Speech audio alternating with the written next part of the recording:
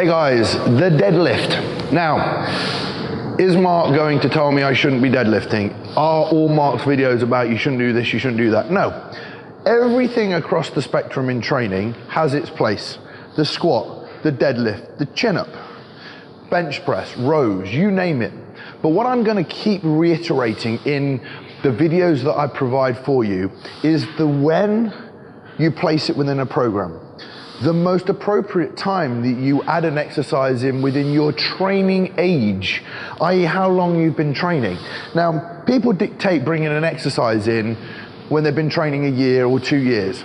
Well, let's say that someone's been training really badly for a year or 2 years and they've not developed the structure that allows them to perform an exercise well.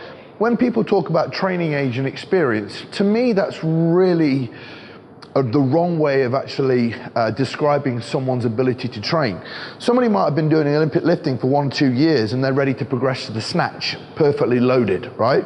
Well, if you think about the snatch, if the technique's been absolutely appalling for a year or two because it's been taught wrong, what you've actually got to do is take it back and get the foundational phases right first before you progress on to anything else. So time and time again, I come in the gym or any other gym and I see people deadlifting. And credit to anyone for trying to train. And I've got great friends of mine who have phenomenally strong deadlifts, all right? And people watch them and say, I should be doing the deadlift to build a big back. I should be doing the deadlift to build big glutes. And rightly so. But at what time? Now, I don't do deadlifts because I have a lateral ligament separation on my right ankle. Because of that, when I flex down, my ankle becomes very unstable and I have to do a lot of exercises where I'm locked in and not unstable. When I do the deadlift, I'm very unstable on the floor, and as such, it destabilizes my hip, which can transfer into any lower back issues. So I choose not to do the deadlift. Can I build a decent physique without the deadlift? Of course you can do the deadlift, build a decent physique without the deadlift. What I'm going to do now is just to say to you, if you're doing the deadlift, you'll know if it feels wrong. You'll know if your hips hurt, your back hurts all the time. But for some reason, most people just keep doing it. That's not the solution to getting good at something. Really, if you talk to people who do the deadlift and have been doing the deadlift for a very long time, some of them won't actually know how to teach the deadlift. Now they might say, okay, so you flex at the hip, you flex at the knee, you keep your thoracic extended, and then you pull the hips through. To me, that's not really teaching. That's teaching the exercise how it should be done. Now, the reason most people can't do a movement pattern is because the muscles aren't strong enough and they haven't been trained in the appropriate order, ready for an exercise to be of advantage to them. So the first thing you need to do when you're looking at any exercise is say, what muscles are involved? Hamstrings, glutes, erectors, lats, thoracic, all right? So if you've never ever really gone through phases of training the glutes, training the hamstrings in all the ranges that are available to them, and I've explained that in detail in the hamstrings training video that's on YouTube, and I'm actually going to be putting out very, very soon a glutes training video, so you need to watch that to understand what I'm just going to explain briefly about glutes, because all the videos that I'm putting on YouTube come together and help you create the best training program and help you start off at the right place. So we come back to the deadlift. The glutes, the hamstrings, the erector muscles, the lats, the thoracic, they all need to be structurally sound, functioning well, and strong. Now, you don't have to do the deadlift to make those muscles strong. And to be honest with you, if the muscles aren't strong in isolation and then brought into different exercises, you're not going to be able to improve your deadlift as much as you could. Some people have been doing the deadlift for years and they do accessory exercises for glutes and hamstrings, and as such, their deadlift keeps improving. But you're possibly not there. You're that minority of people who we train on a day-to-day basis who want to do the deadlift but are struggling to get better at it. So let me show you.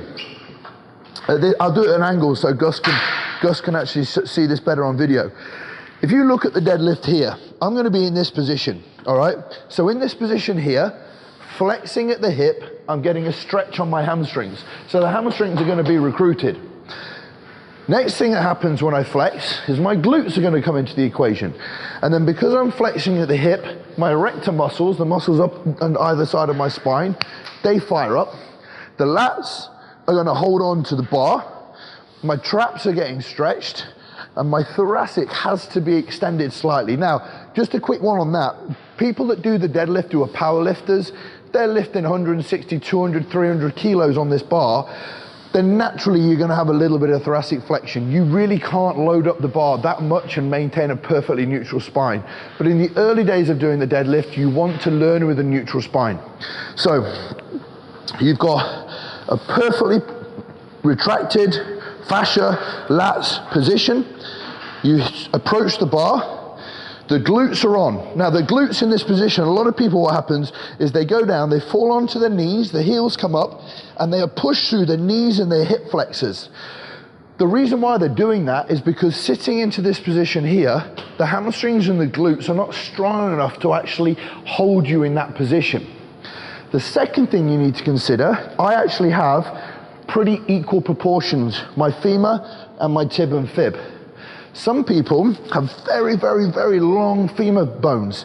So when they go to bend down, they have to flex because their femur bone sits back here, which makes it very, very awkward for them to do a deadlift. So some people biomechanically may not be able to deadlift. Me, on the other hand, I can sit into this position nicely without having to flex over too much and sit into it. So I'm going to get a lot of glute and a lot of hamstring out of this exercise. So just remember, everybody's different. Now, the point I'm going to make about this is, sat into this position here, my hamstrings under stretch, then have to contract with my glutes and my lats to be able to enable me to stand up with the bar without standing up like this, okay?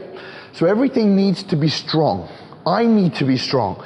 And in order for the deadlift to be brought into a training phase, exercises on the glute training video, such as barbell hip extension, you've got RDLs from a platform, you've got 45-degree hip extensions, you've got lying leg curl, kneeling leg curl, you've got so many variety of exercises to train and strengthen the hamstrings.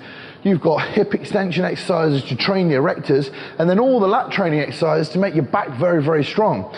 Then, when you actually put yourself into this position for a deadlift, it should feel very, very natural because all the muscles feel very, very strong and stable, and they're able to kick you off, and the progression of the deadlift will develop. Like everything that I teach with every client that I ever work with, there will come a time when you're ready to do something. But until your body's ready, something's going to feel awkward.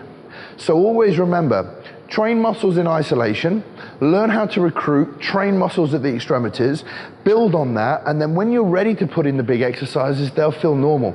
Guys, the deadlift is a good exercise, and many people make huge, huge gains and progress using it. But it's not appropriate for everybody in the life cycle of their training due to their own biomechanics, or down to the fact that they could be very, very weak. I hope this video has given you an insight into the deadlift, where I place it in, and hopefully has answered a few of the questions that you have, especially if you're having any back injuries or hip injuries or tight hips from doing everything. Regress, do all the other foundational stuff that I talk about in the hamstrings video and the glute training video, and you're going to make a lot of progress very, very fast. Guys, as always, check out all of my YouTube videos and make sure you subscribe, and there'll be plenty more videos to come soon.